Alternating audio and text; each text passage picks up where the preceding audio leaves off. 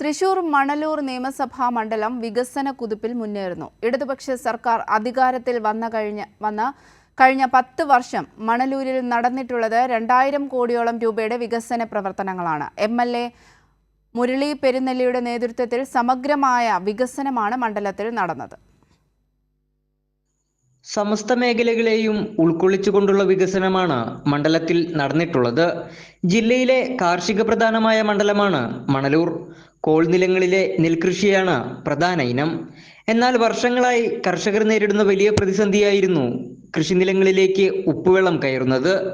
ഇതിന് പരിഹാരമായി കോടികൾ മുടക്കി മണ്ഡലത്തിൽ 2 റെഗുലേറ്ററുകളാണ് നിർമ്മിക്കുന്നത്.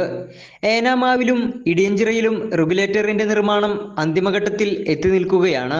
ജില്ലയിലെ തന്നെ നെൽകൃഷി നിയന്ത്രിക്കാനുള്ള 2 റെഗുലേറ്ററുകൾ മണലൂർ മണ്ഡലത്തിലാണ്. ഏനാമാവൽ റെഗുലേറ്റർ, അതുപോലെ ഇടിയഞ്ചിറ റെഗുലേറ്റർ.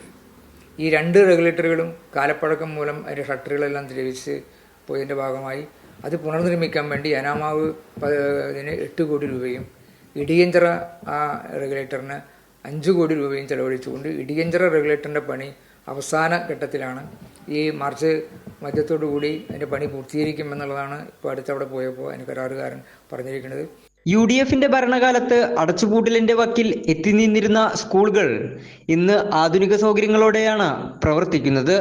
മണ്ഡലത്തിലെ വിനോദസഞ്ചാരത്തിന് മുതൽക്കൂട്ടായി മാറിയ ഒന്നാണ് ഏനാമാവ് നെഹ്റു പാർക്ക്. UDFന്റെ കാലത്ത് പാതി വഴിയിൽ നിർമ്മാണം നിർത്തിവെച്ച പാർക്ക് LDF സർക്കാരിന്റെ കാലത്താണ് പൂർത്തിയാക്കിയത്.